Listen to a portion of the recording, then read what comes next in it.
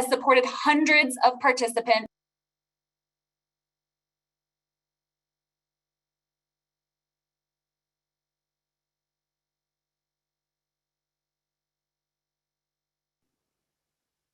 And I think we lost your audio.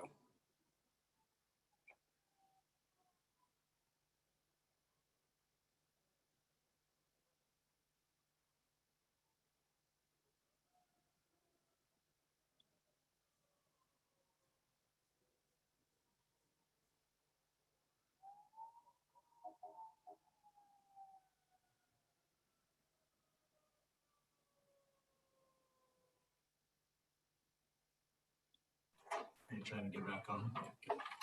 Sorry about that. That's the joys of virtual presentations. Got kicked out for a second. So here we go. We were just talking about Ira, and Ira is recently back in the workforce, becoming an executive and shareholder for Integrity Fire, which was recognized as Colorado's company to watch in 2020. So once again, I want to welcome all of our judges and thank them so much for joining us this evening. I do need to share my screen again. Perfect. So let's go ahead and start the show. Our first business is Denver Sneakers. So I'm going to invite Garrett to come and present.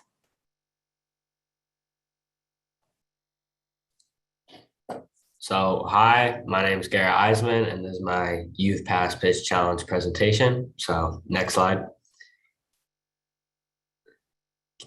So a little bit about me is I'm a sophomore at Northfield High School. I'm 15 years old.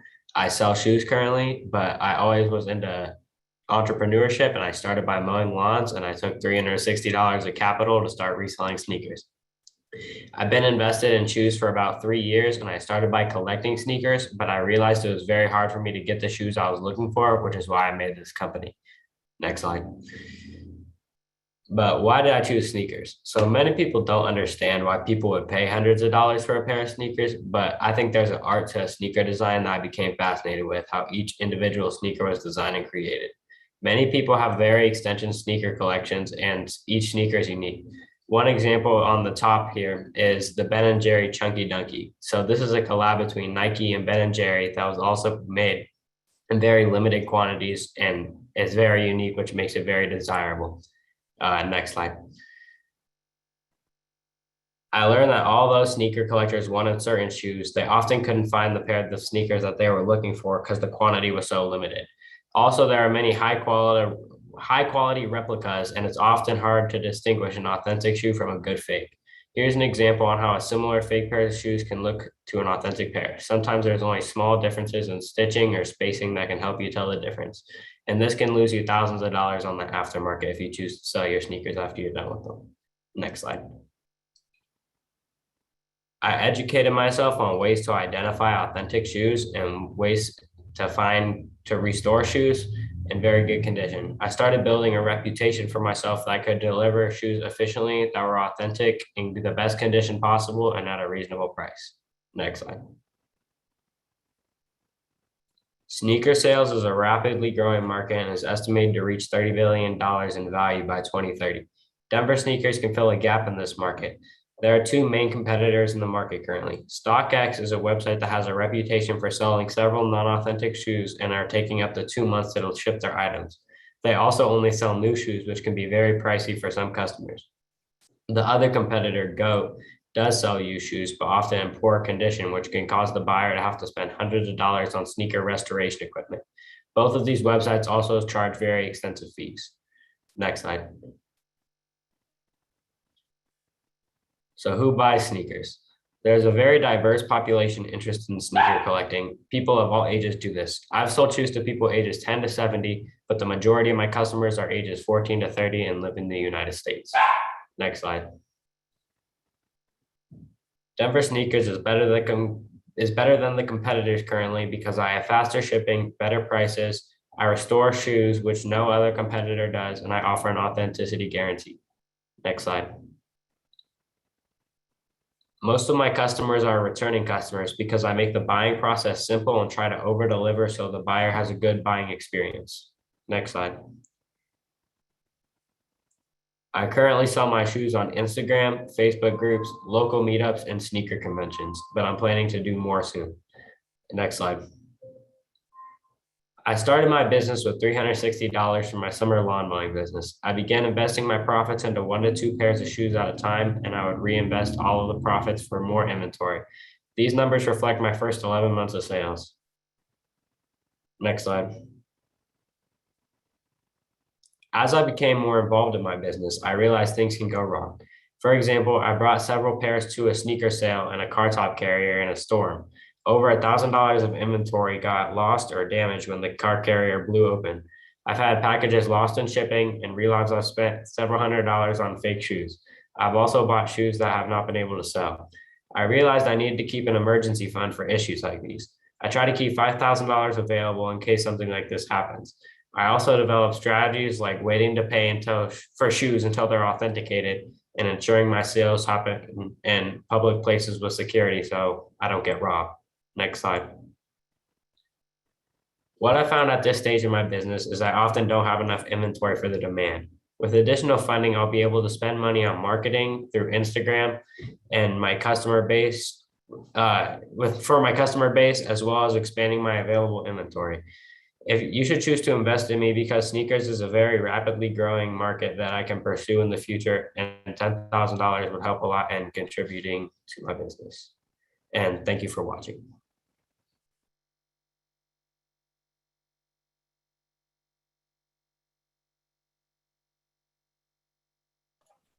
All right, thank you, Garrett.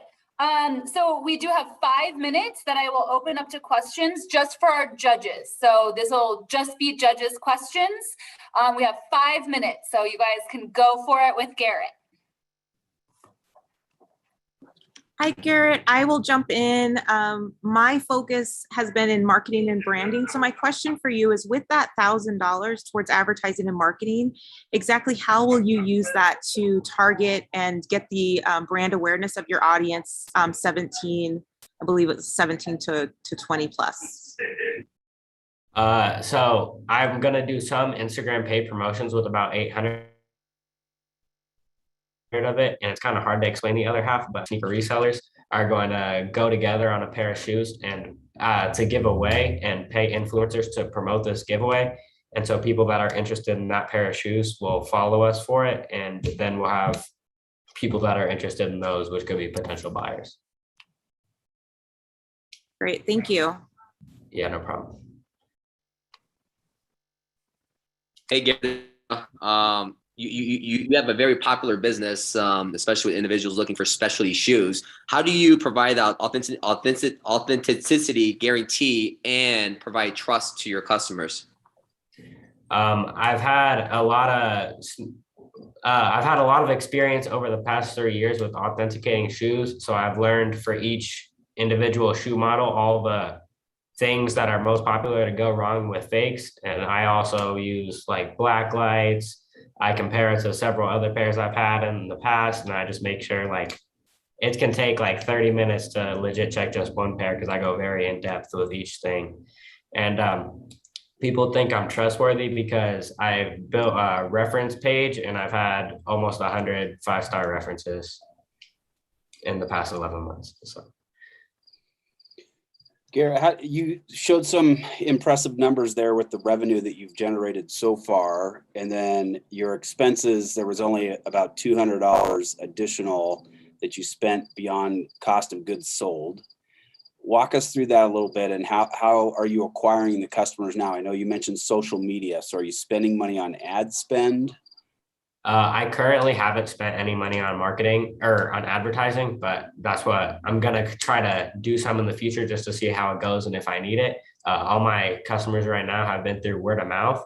So the $200 I spent is I paid $5 to get my logo designed. I spent about $150 on sneaker restoration equipment. And then I bought things like business cards and stuff like that. Okay. Good. And can you walk us through the restoration process? Like, what's the average kind of turnaround time it takes you from the time that you acquire a shoe and get it to the level that you're ready to resell it? What's that turnaround time? It can always depend on the shoe. Some shoes have soles that can oxidize if they're staying in the box too long. And if that happens, then I have to put them in a UV light box with bleach on it and everything. And that can take up to like 3 days staying in that box to deoxidize the soles. And then it also depends whether I have to repaint them or anything like that. But if none of that has to happen, I can usually do it within a day. Okay, thank you. Is the restoration process part of your service offering? Can someone buy his shoes as is and you do the upsell for restoration, or are you selling the product completely restored? If someone knows I have it before I restore it and they're willing to buy it for the price I was looking for before I restore it, I'll do that, but I usually don't post them up for sale until after I'm done restoring the shoe. And Garrett, real quickly, I truly appreciate your passion and your expertise in this. How can people find you if there's people in the audience watching that actually want to purchase from you right now? So right now, my main source of selling is through Instagram. And so my Instagram handle is at denver.snkrs.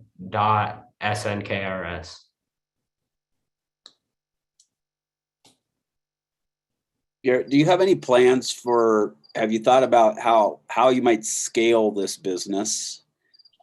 Since you're doing the restoration yourself, it sounds a little bit labor intensive. What's the long-term vision? At some point you're going to reach capacity and not have enough bandwidth to keep restoring shoes yourself. What are your thoughts around that? So long-term, I could either go 2 options which I've both been researching a lot lately. And so I could either make a physical store or an online store. And there's pros and cons to both of these, but either way, if I was to make an online store, I would want to hire an employee to run the website and upload everything for sale. And then also I could see if they could also just find deals for me as well. And then if I was to make a physical store, I would also need employees just to run the physical store. But yeah, those are the 2 options I'm looking at mostly right now. All right, that's our 5 minutes. Great job, Garrett. Congratulations. You can take a sigh of relief. You're done for the evening.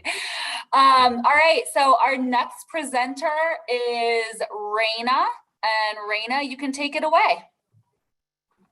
Okay, hi everybody. Thank you for coming to listen to Mile High Freeze Dry's Denver Startup Week presentation. Next slide, please. I am Raina Crowley. I am the founder and owner of Mile High Freeze Dry, which was established towards the end of 2019 after my friends and I held a lemonade stand, but rather than lemonade, we sold bagels. And those bagels were donated to us by a local bagel shop that usually throws out all their bagels at the end of the day. My friends and I commented on how much food is wasted just from those bagels alone. So I continued to do more research and I found freeze drying. Also, if I do have in-person craft fairs, oftentimes my friend Keisha Westergaard helps me, and we're both 15 sophomores at Grandview High School. Next, please. So what's the problem here? The food system is broken and not many people realize it. Next. There's $1 trillion worth of food that is wasted yearly and globally, and that is equal to 1.3 billion tons of food wasted yearly and globally. On average, that's 30 to 40% of the food that's in our food system wasted. And it's just like every single one of you guys going to the store, and as soon as you get home from the store, you throw away a third of the groceries that you just bought. And then the year 2020 and 2021, the year of the pandemic, has seen the most food waste because everybody is going out to the store, buying fresh produce, and as soon as they come home, they're expecting to use it, but they either don't know how to use it, or because restrictions are lifting, they go back out to restaurants, and by the time they're ready to use that produce, it's gone bad. Next. But so what's the solution? Next. It is Mile High Freeze Dry. Mile High Freeze Dry's goal is freeze drying food with the mission of reducing food waste in a sustainable and fun way. Next. Who enjoys freeze-dried food? While I think that everybody enjoys petting a dog, everybody also enjoys snacking on freeze-dried food. Although not everybody can be a dog owner, and not everybody is great at incorporating freeze-dried food into their recipes. It's oftentimes hikers, bakers, emergency preppers, kids, or even elders that really like freeze-dried food. And the common characteristics that they share is that the food is lightweight, it's healthy, and it can store for a very long time. Next slide, please. Our competitors are the big box freeze drying companies such as Backpackers Pantry, Mountain House, and Honeyville, Colorado. The freeze drying industry is a $1.8 billion industry as of 2018, and it's expected to grow by 8.7% within the next 4 years. Next. But how are we different from those big box companies? Well, Mile High Freeze dries ingredients rather than meals like Backpackers Pantry. By selling ingredients, we give our customers a bigger variety of what they can select from. Another thing is we have a mission, in case I haven't mentioned, and it's it is preventing food waste. Oftentimes, big box companies don't have a mission behind what they do, and they're just there to produce. And another thing, with freeze drying ingredients rather than meals, we can accommodate people with special dietary needs because we aren't mixing ingredients. Next. So these are a few of our commonly thought of products that are pretty good sellers. From left to right, we have freeze-dried bananas, which my dad likes to throw into his oatmeal, freeze-dried apples, and then freeze-dried mixed vegetables, which my mom likes to throw into soup. Another product that we had at one point was freeze-dried sweet corn, and my neighbors really loved it because they could give it to their kids during the pool day during summer, because the kids really enjoyed the freeze-dried sweet corn and it was healthy. Oftentimes our suppliers are just generic stores like King Soopers, Costco, and Sam's. However, we really do enjoy following Colorado seasons, such as when Palisade peaches come into season, or Pueblo chili and Rocky Ford melon. Next. A few of our uncommonly thought of products are freeze-dried Skittles. On the left and bottom picture, we have freeze-dried Love Mix Skittles and freeze-dried original Skittles. Oftentimes regular Skittles are these small, chewy Skittles. However, once it's freeze-dried, it pops up and it's now crunchy. My neighbors, a thing that they pointed out is they really liked freeze-dried Skittles because it was not sticky and it did not stick to their teeth. A few more products we have are freeze-dried Peeps, which I like to think of as Lucky Charms, and then freeze-dried ice cream sandwiches. Next.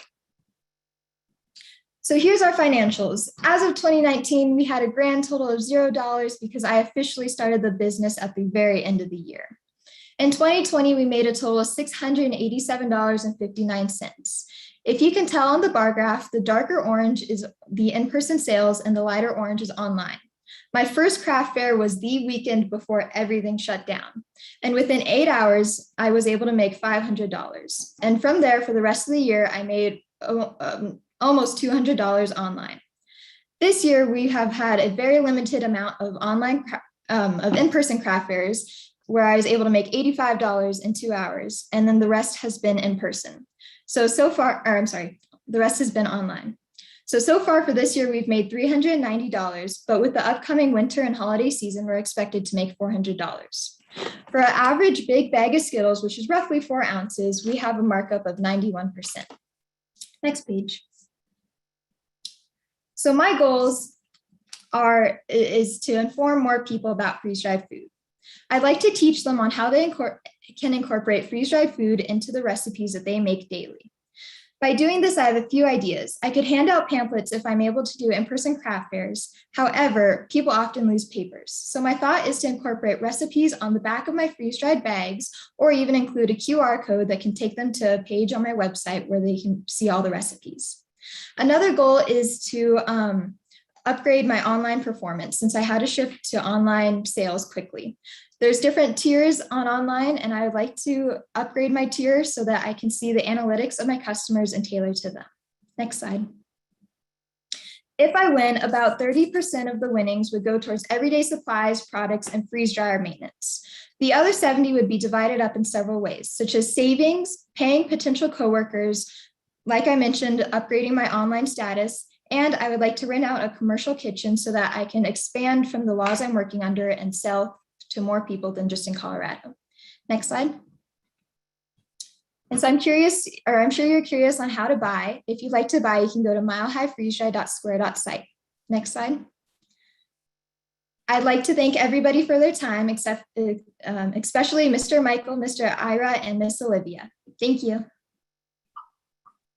Perfect timing. Your time just went off. Great job, Raina.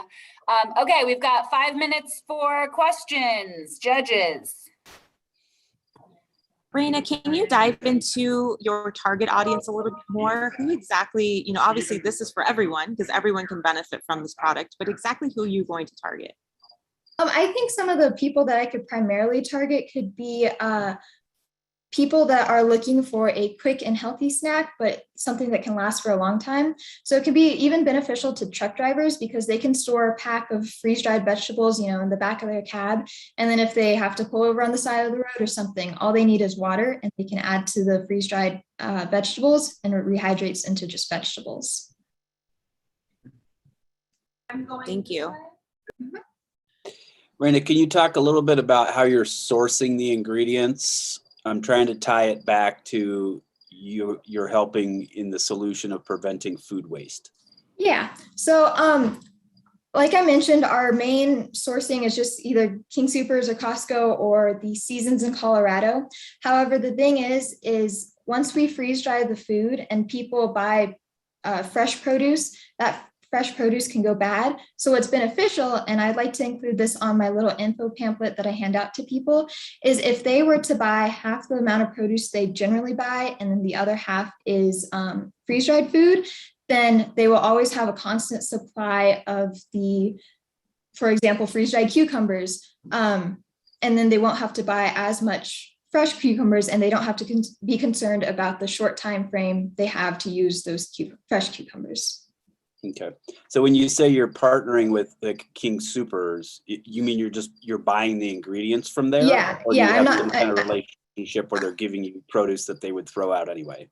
No, I'm currently not partnered with them. I'm just buying the produce. Okay. Great. Thank you. Mm-hmm. Hey, Raina, thank you for your presentation. A couple questions I have for you is, what is your average sale? How are you packaging those? Is it one package? Is it various packages? And then also, you speak about partnerships. Have you thought about approaching the sub markets for the non-pretty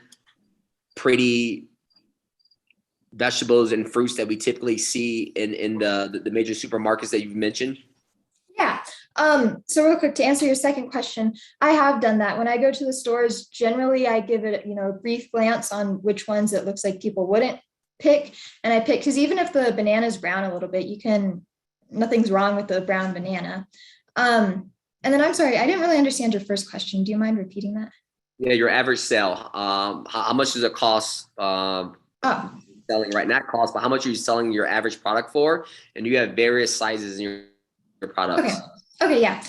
So oftentimes I buy, for example, for the Skittles, I buy the big, I believe it's 26-ounce Skittle container. And then our big freeze-dried Skittle bags is 4 ounces. So I get about, what is that? Anyways, I get several bags out of one box of non-freeze-dried Skittles. And then we also have a smaller bag. This one has Peeps in it right now, which it's about, I believe, 2.5 ounces. So almost half. And so the thing is that when Skittles are freeze-dried, they pop up. So the volume it takes up is more. So we get more bags for the amount we bought. And how much are you selling those for? The big ones are 7, and then the small ones are 3. Thank you. Yep. And kind of to follow up on Ira's question there, your average customer, how much do they spend with you? They buy one product at a time? Yeah, they do buy more than one product at a time. My most recent in-person craft fair, it was tailored to a bunch of little kids. So I sold little packets for $1 because I figured parents would, give their kids $5 to go spend on whatever they wanted. And in that case, I got a bunch of repeating little kids. But generally, even with my first in-person sale craft fair, I've had a good handful of people come back to me online throughout the past year. And each time they buy, I say on average 2 or 3 bags of products. Good. And so with that in mind, have you thought about creating some kind of subscription model? I actually have, yes. A lot of my feedback is related to that. And I've had that in the thoughts and like different categories of subscriptions. So that is something I'm thinking about, yes. Great. Thank you. Thank you. You mentioned, if I have a few minutes or a few moments, you Sorry, mentioned. we have to cut you off. I'm so sorry, Ira, but we're on a strict time schedule here. Yeah, I know. Great job, Raina and Ira. You've got all of her information on the screen. Yeah, you have my so email. Shoot her an email, or you can talk to her in the chat. All right, we're gonna move on to Gabriel. So Gabe, whenever you are ready. Yeah, okay. And everyone could hear me and stuff? Okay, cool. I'm Gabriel Nagle, and today I'll share my vision of how Light CO2, a youth-led nonprofit, is empowering individuals to reshape our climate. Every day, we face a series of decisions that shape the future of this planet. Whether you drive or bike, eat steak or spinach, or choose solar over the standard, you decide how the oceans, forests, and lives of today's youth will look like. I realized this when I stood amongst a crowd of my peers at the state capitol. All around me, students had sacrificed their education to raise light on the urgency of climate change. Through the screams and shouts determined to protect Earth, I heard a common theme unveil itself. Too often, climate change overwhelms us with facts and fear, paralyzing us from action. What difference can a single individual make in the wildfires blazing across California to Colorado, or the hurricanes that have devastated Haiti? That's where Light CO2 comes in. First, Light CO2 empowers everyone and anyone to take action against climate change, building a community along the way. Through educational articles and social media posts, we provide easy, actionable ways to reduce an individual's carbon footprint. From eating local or choosing slow fashion over fast, our 1,000 Instagram followers are positively changing their lifestyles and the planet. But we're not just helping people reduce their carbon footprint. We're also helping them eliminate it. Light CO2's simple 3-question quiz on your zip code, meat consumption, and yearly mileage calculates your unique carbon footprint. This carbon footprint reflects the CO2 you emit, a major contributor to global warming. For less than $10 a month, the average person can offset their entire carbon footprint, with 30% going to sustain Light CO2 and 70% to one of our offsetting partners. Light CO2 is teamed up with Trees for the Future so that you could pay to plant carbon capturing trees in developing areas, which help both the environment and the people. And we're establishing partnerships with dozens of other programs in solar, wind, and geothermal energy to cultivate an even broader impact. Through these 2 steps of insights and offsets, Light CO2 is rapidly acquiring new customers through social media and word-of-mouth marketing. In developing our online presence, we inspire followers to act, find their personalized carbon footprint in only 3 questions, and help them to make an impact in climate change by offsetting this footprint. Who's our target market? Based on Facebook's analytics model, there are 25 million US environmentalists out there, all striving for a cleaner future. These activists are already passionate about standing up for Earth, but don't know how best to. Light CO2 paves the way. While there are several carbon offsetting companies out there, individual carbon offsetting is an underserved market. Currently, our competition consists of 3 prominent players. Cool Effect offers a one-size-fits-all approach to carbon offsetting, when in reality, each individual's footprint is as different as individuals are from each other. TerraPass is personalized, but involves a complicated and lengthy 22-question survey. And Global Footprint Network offers insight into reducing your carbon footprint, but provides no method of eliminating it. Light CO2 stands far apart from these companies with our simplicity and effortlessness, empowering individuals to take action. We're making a big impact with these small steps.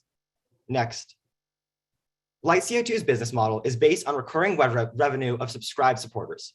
When individuals take our carbon offsetting survey, they pay a monthly amount, ranging from $5 to $30, depending on their results. If we capture a reasonable 5% market share, this amounts to offsetting the carbon footprints of 1.25 million individuals and capturing 20 million tons of carbon dioxide, or the equivalent of planting 980 million trees. Furthermore, this small share could also generate $42 million in yearly revenue to sustain Light CO2, meaning that as Light CO2 grows, so does our business. This year, we have gained just over 100 subscribers. Here, you can see the predicted 5-year growth model of online reach compared to Light CO2's revenue, with the key assumptions of a 2% conversion rate, a 60% first year, and an 85% second year renewal rate. Under this conservative estimate, Light CO2 will not only gross $700,000, but also offset 100,000 tons of carbon in the next 5 years, or the equivalent of planting 5 million trees. We've already reached some significant milestones in the past year since Light CO2 was founded, including reaching 1,000 social media followers across 6 continents, writing over 1,000 articles in reducing your environmental impact, and planting 10,150 trees in partnership with Trees for the Future. We expect these figures to grow into 2022 with 10,000 followers, 50 more articles, and another 10,000 trees planted. However, Light CO2 and the planet need your help. Next. With $25,000 in funding, we can achieve those previous goals and expand our impact even further. With our personalized 3-question survey, it's achieved a lot, but the development of a mobile app can help make climate action more accessible to the masses. This could be a revolutionary way to reduce your environmental impact with active carbon offsetting, passive carbon tracking, and personalized CO2 reduction tips. Light CO2 has already reached out to apps like MyFitnessPal and Life360 to build this support. As you move throughout your day, this app could track commutes when you get into your vehicle to estimate emissions, calculate your food's carbon footprint, and much more. We already have a strong team in place to grow this vision. Next. I'm leading Light CO2, but with other motivated youth as well. Rowan and Kellen have helped code our offsetting survey. Eliza, Elliot, and Leo have also contributed their time to our social media design and environmental tips. This community is continuing to grow with youth from all around the world that have connected to us through social media. While there are plenty of different companies out there, there's only one planet. Stand up for Earth and change climate change with Light CO2. Next. Okay.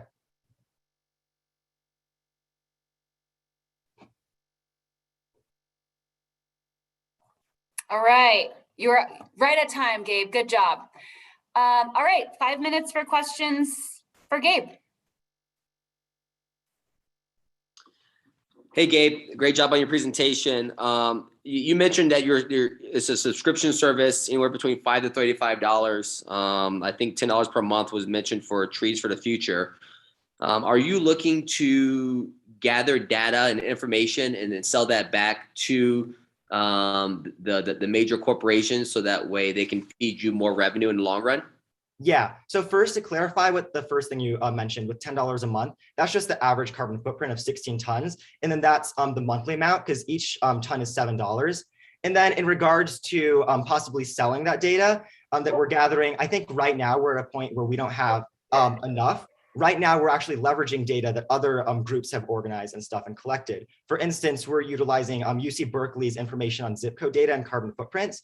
So I think that could be an area that we expand to, especially with this app, but it wouldn't be necessarily the first step that we take. Go ahead, Olivia. Sorry, thanks, Michael. This is exciting. I've been a fan of yours since you started your first business, been following you for a couple of years. So I'm glad to see you're doing what all entrepreneurs do and launching yet another business. So congratulations here. Tell us what winning this pitch competition would mean to you and mean to your startup, and then even moving on to the next level of the DSW pitch. How is this going to propel you forward? Yeah, I think winning this competition would be incredibly impactful for me. So I was actually in it last year. But if I did get that chance, it would be incredible because it would not only help me and my skills, but also in addition, it'll do something much more, which is that Light CO2 is like an impact-based company. So it could help to accessibilize climate action to the masses, like I was mentioning through this app, and ultimately like provide a solution to climate change that so many people have been struggling with. Awesome, thank you. Gabe, can you talk a little bit about your customer acquisition strategy? I think you mentioned in your presentation that you currently have 100 paying customers, if I read that right. Yeah. If I heard that right. And then I think you had a slide there about with your goals and it said add 50. Is that add 50 more customers for next year? Yeah, okay. So first, in regards to the customer acquisition model, so that's based on mainly social media. And right now, that's where we have 1,000 followers. And we've been getting a pretty decent conversion rate, ranging from 2 to 5%, depending on the platform. And then that add 50 is for this environmental insight aspect of Light CO2. So the two parts of it are offsetting and then also reducing your carbon footprint. And that would be 50 more articles that have tips to reduce your carbon footprint written by different youth. Got it. Okay. And so your acquisition's primarily through Instagram then? Yeah, Instagram has been our primary method. But in addition, just SEO and online has been a huge part of that. Okay. Okay. And then that 100 customers that you currently have, is that pure customer acquisition or is that including the friends and family? Yeah, so that is including some friends and family, but I would say that's probably about 10. So still 90. And it is like a huge, like, I guess, lifetime value of a customer, because each customer is paying, I guess it would be $7 a ton for 16 tons. So like $112 a year. And since it's a subscription-based model, then that continues throughout their entire time that they have signed up. Okay. And can you tell me a little bit about the customer engagement piece of it? So what's motivating or inspiring for the customers to actually get in and use the app or track their activity or their habits, if you will? What's the incentive to do that besides, feeling good and planting trees? Yeah, okay, I think that's a great point. So I would first initially say that light CO2 isn't about convincing like the importance of climate change. It's rather for people who've already saw the significance of it, and then the ways in which they're trying to see how they could change that and make an actionable difference against it. So what light CO2 is doing is providing a platform and kind of a means for these people who are wanting to take action against climate change to make a like verifiable, impactful difference through carbon capture. Great, thank you. All right, that's it on our time, but well done, Gabe. Great job. Thank you so much. All right, our last presenter, our grand finale here is Aiden. So Aiden, whenever you are ready. All righty. Thanks for joining me today, guys. And I apologize ahead of time. I am fighting a head cold. So if I sound stuffed up, it's because I am. So my name's Aiden Holston. I'm the owner and operator of Patriot Custom Finishing. Next slide. I'm 18 years old. I've lived in Colorado my whole life. Most of what I know, I've learned from my grandpa in the wood shop and a family friend building custom homes and finishing basements. I've been raised with the hardworking, honest mentality as well as integrity, and I try to use that in my everyday life and through my work. I graduated from Windsor High School this past May, and ever since then, I've put my heart and soul and many hours into this business full-time since May. Next slide. Here in Northern Colorado, there is a massive housing boom going on. Thousands of homes being built, thousands of people moving here, and a lot of these homes being built lack character. Next slide.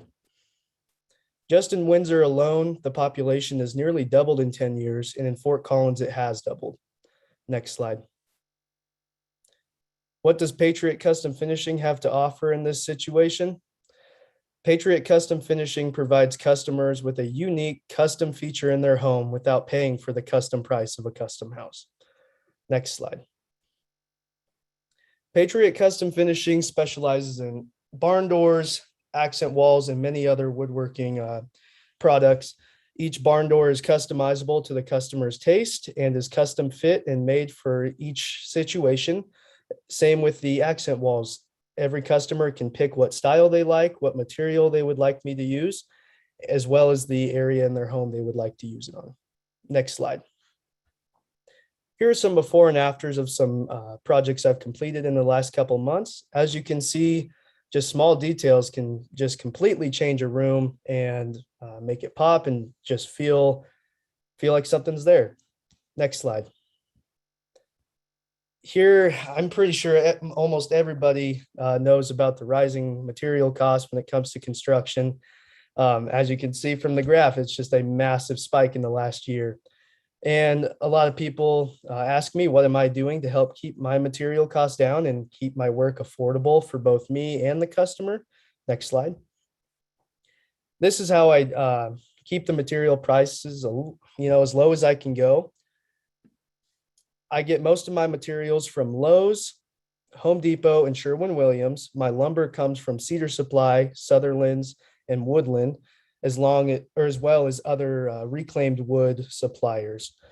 And the barn door hardware comes from Amazon. I have contractor accounts at almost all of these places, helping me get the most affordable prices for me and the customer. Next slide. I have a lot of local competitors in the area, a lot of which are home builders, remodel businesses and companies, and other contractors and handymen. A lot of these contractors and restoration companies will not take anything below $19,000. That's about the average. They just want these bigger jobs. And that's where I come in and I'm able to help these customers get the look that they want without spending a bunch of money. You know, they don't want a whole kitchen redone. They just want an accent wall, or they just want a barn door. The other competitors are home builders, and those are the builders building those houses that actually are lacking the character. So essentially, they are actually a work provider for me. Next slide, please. My target market is homeowners in Northern Colorado region with the average income of $92,000 a year, looking to invest $1,000 to $7,000 in their home. Next slide. Marketing, as of right now, I've only done social media posts. I've started a website and word of mouth. Those have been working absolutely great for me. I have had no issues and I am swamped with work. I'm actually booked up until the middle of December right now. If that starts to fail on me and I start losing potential bids, then I will start paying for ads on Facebook and Instagram as well as Pinterest. Next slide. Here are my financials.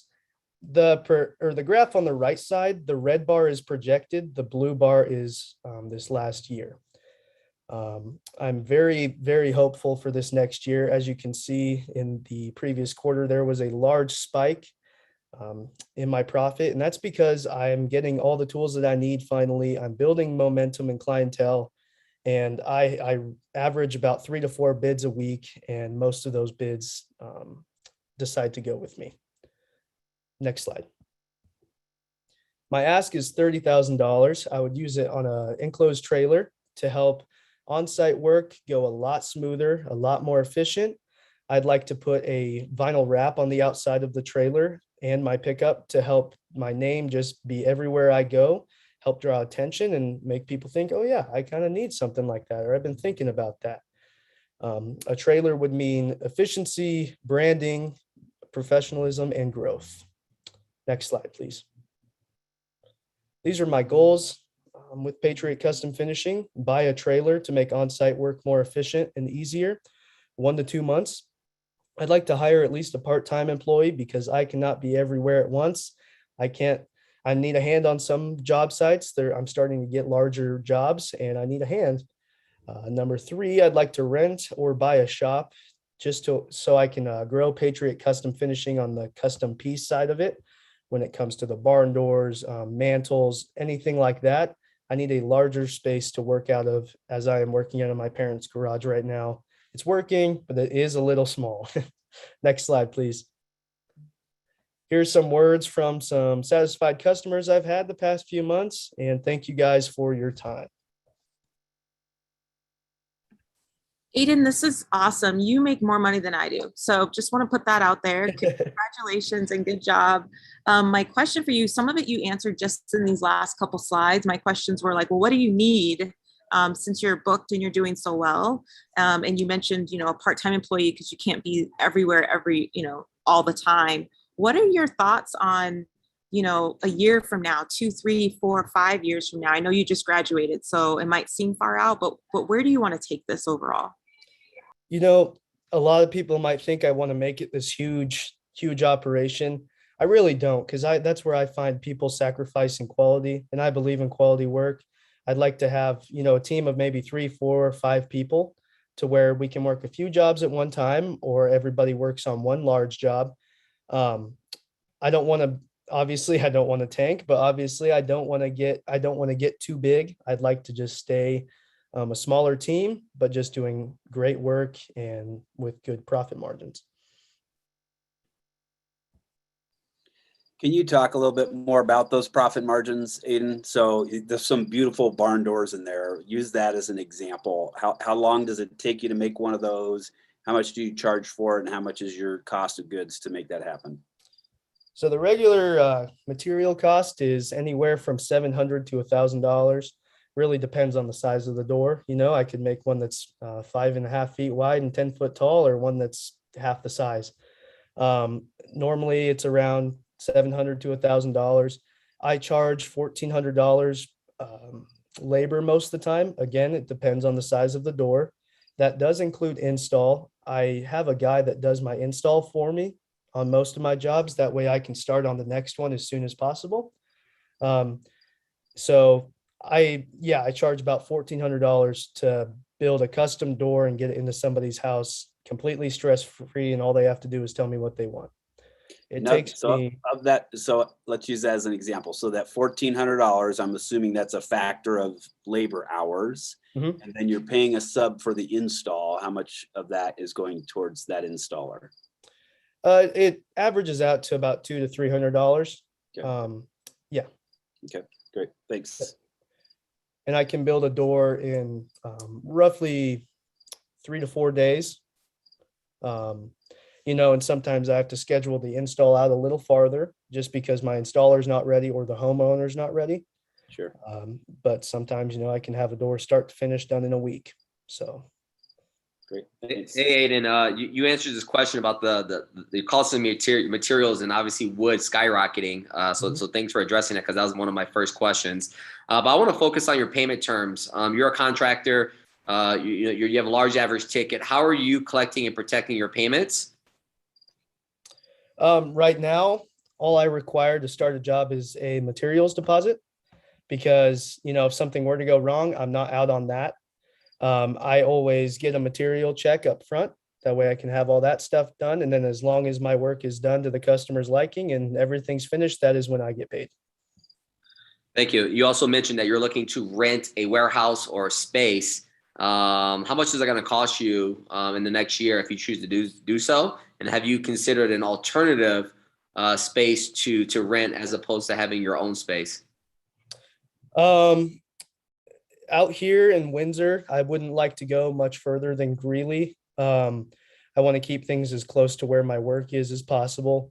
It would go between $1,100 to $1,500 a month.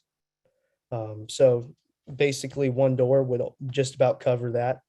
But it would cost about $1,100 to $1,500 a month. And I think renting is a better option until, my business is a little bit more solid and I'm able to build my own place for good.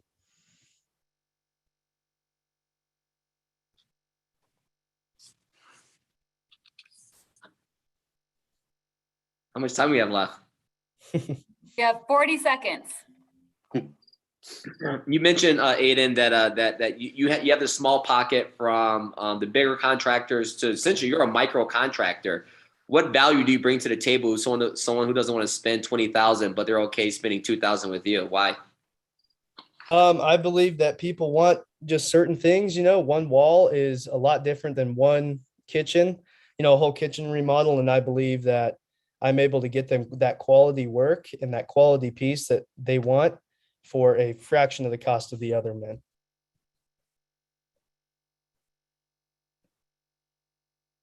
Nice job, Aiden. Cool. Thank you. Perfect timing. All right.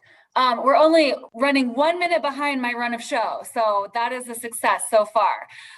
Okay, I'm going to send our judges as well as Maite, who's our Youth Biz director, as sort of like a guide / question answerer to a breakout room here, and you all will be able to.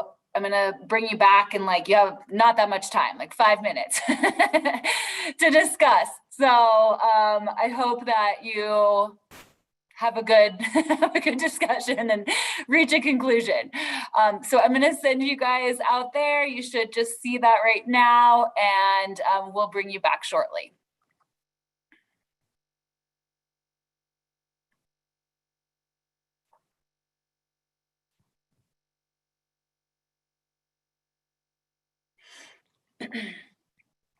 All right, excellent. So for everybody else, this is just a quick reminder that our winner from tonight will move on to compete on Wednesday at the Denver Startup Week Pitch Competition Finals from 6 p.m. to 8 p.m.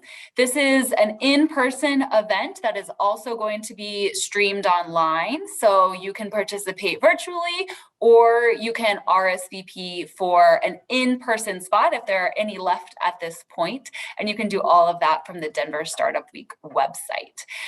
So again, thank you everyone for joining us this evening. We're going to wait patiently for our judges to make a decision and come back to announce their answers, or their decision, I should say. But I want to also give all of our contestants, our entrepreneurs, a resounding round of applause. They did such a fantastic job, and to be 15, 16, 17, 18 years old and accomplish all of these amazing things is such a feat. So I am completely impressed. I hope all of you are just as impressed, and we will just hang on here until our judges are ready to bring us their decision.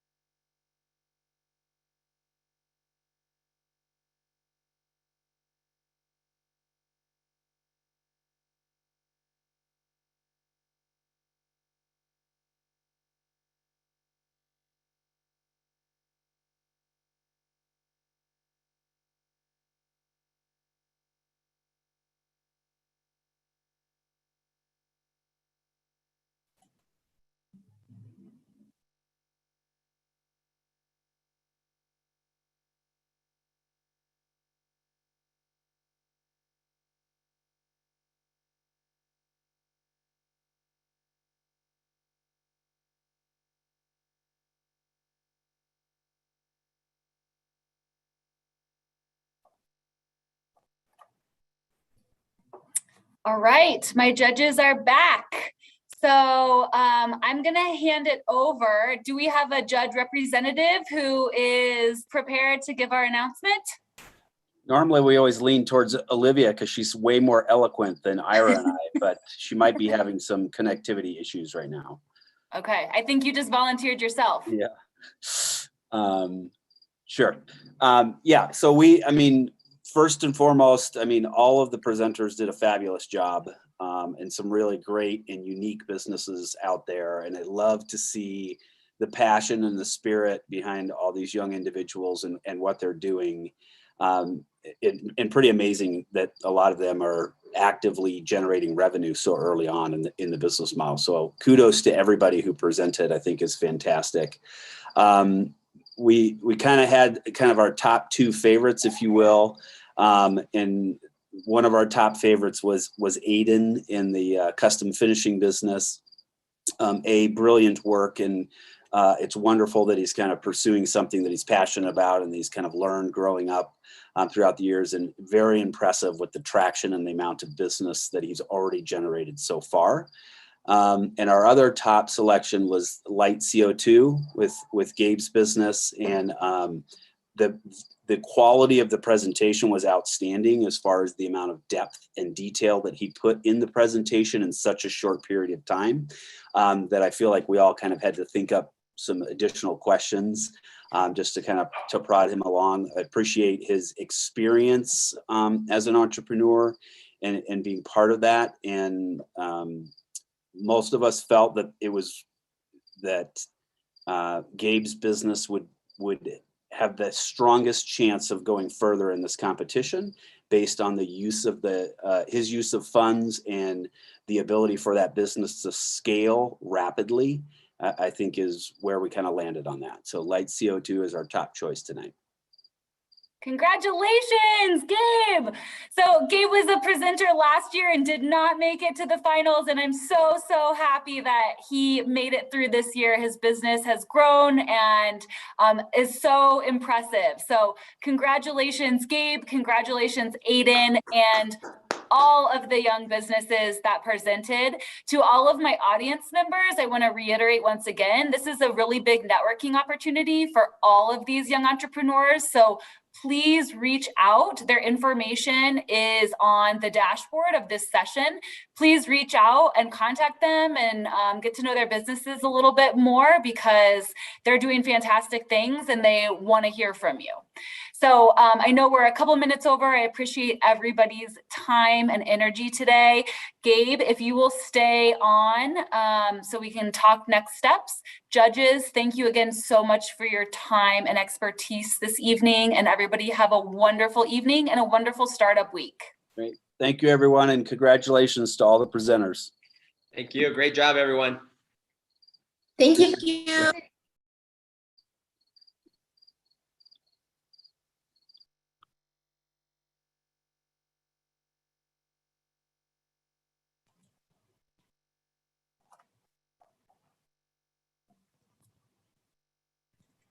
Nick, is it okay if I stay on just a minute to give Gabe the info?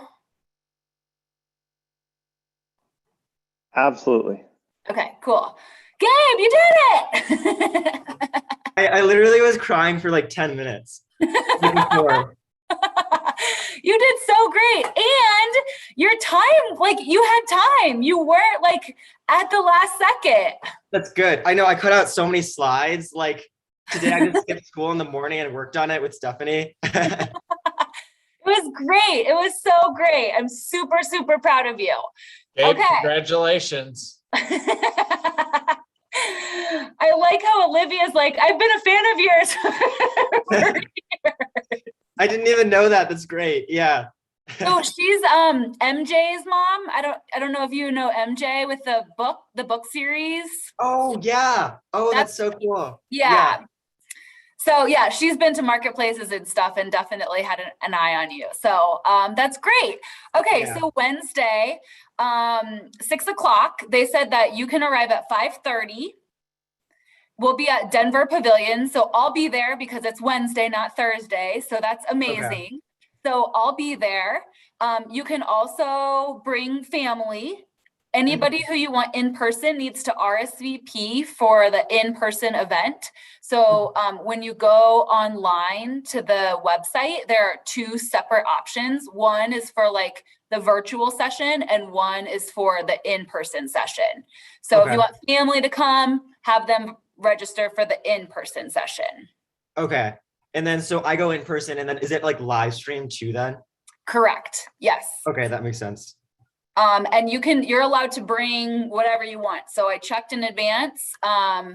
You can't give away any gifts to the judges, but you can bring visual aids, whatever. Obviously there will be a screen, so your presentation will be there. I am not sure. Last year they had somebody clicking it. So they said what they were saying next and somebody was clicking it through. I'm not sure if they'll have like a clicker this time because there's an audience or what that's going to look like, but I'm sure tomorrow we'll get some more information since we know who our finalists are at this point. So I'll check on that for you and get back to you as soon as possible tomorrow. Let's see what other, hold on, let me pull up her email really quickly so I can go through anything else. So when everybody else is presenting, we don't have an order of presentations yet, but when everybody else is presenting, you'll be backstage. So it's not like, you know, you're going to be in the audience and then running up or anything like that. You'll be backstage until you go on. And I can be backstage with you or I can be in the audience, whatever makes you feel more comfortable. Okay, cool. And I think all of the rest of it is the same. So the rubric's the same, the time is the same, the format's the same, but you will be live in front of judges and it's a limited audience. So it's certainly not the way it is, you know, like in normal times. And then do I wear like a mask during it? Great question. It is outside, so I'm going to assume that during your presentation, you do not need to wear a mask, but I would bring a mask, of course, like backstage or, you know, if we're close quarters. Okay, that makes sense. And then I guess in general, do you have any feedback on the presentation to work on between now and then? I think you had some time and I think you could slow it down. Yeah, I think definitely slowing it down. I got a little bit nervous, so okay. That happens. That happens to the best of us. Okay, cool. So slow it down. Was the last slide good with like all of the information? To me, that felt really overwhelming. Yeah. That was a lot, but hold on, let me pull it up here. Yeah, that was what like Ari suggested when we met. He said to like, instead of having a thank you slide, you should summarize everything, even if it is a lot, but I don't know if it's. I actually saw them looking at it. To be honest with you, I was looking at the judges to like see their facial reactions and they were looking at it. And that's how some of them were getting their questions. So yeah. I don't know. I thought it worked, but that's just. Okay, I'll keep it up and maybe like adjust it because I think it does help to like direct their questions in a certain area. So I know. Yeah. I think so. Yeah. I think if this is like the last thing they see, I think that's good. So then they can have targeted questions. Yeah. Okay. My only maybe feedback on this would be to make your email and your website a little bigger, possibly. Yeah. Yeah. Okay. But yeah, Stephanie, that's a good point because they were looking at it and that's kind of like what generated their questions. Okay.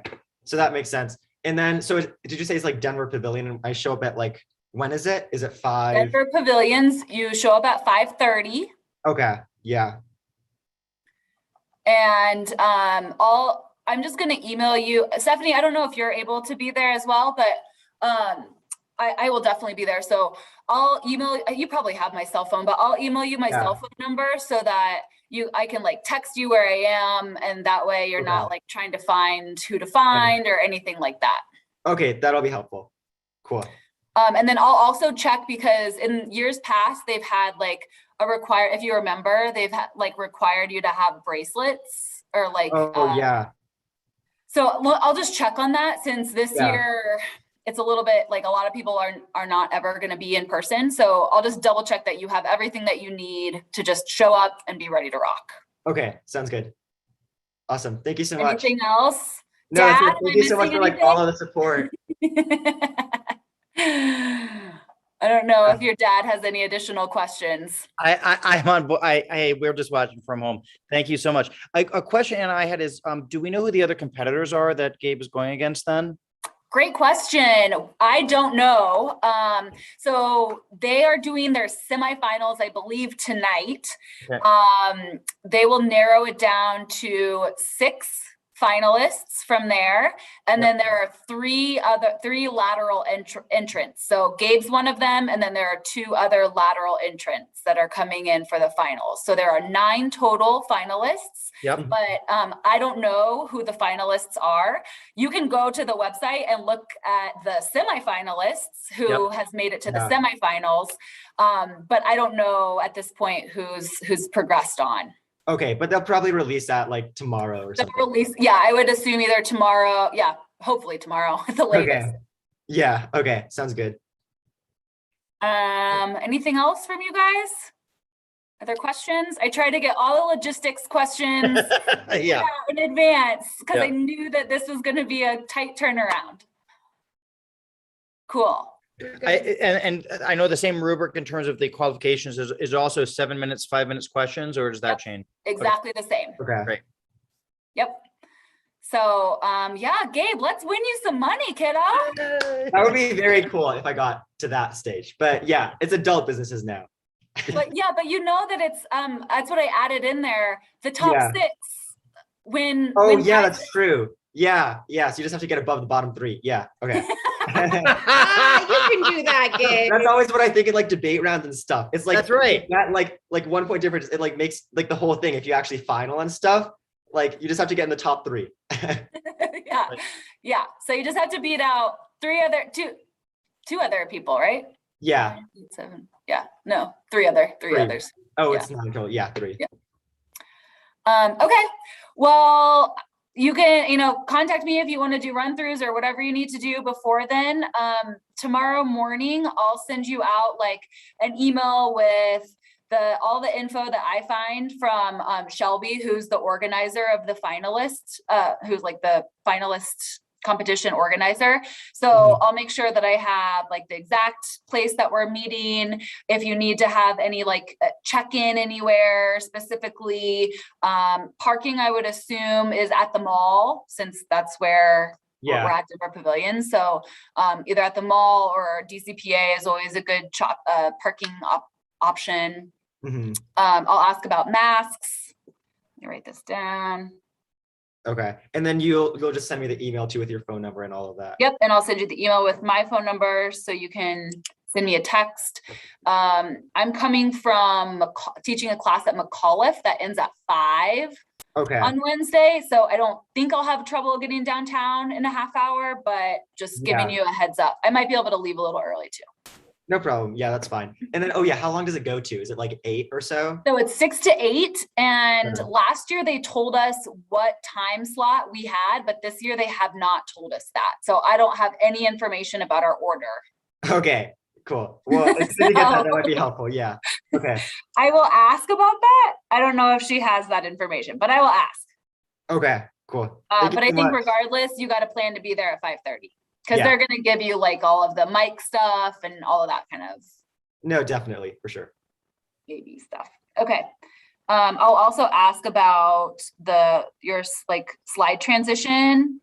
Oh, the one more question I had is like the ask slide. Is that different for this one?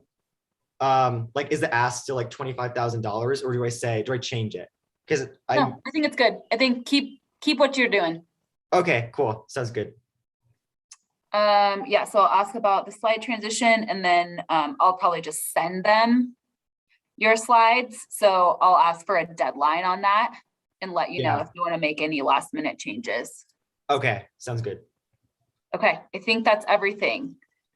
You guys know how to reach me. So if there's anything else that comes up that we totally missed, let me know.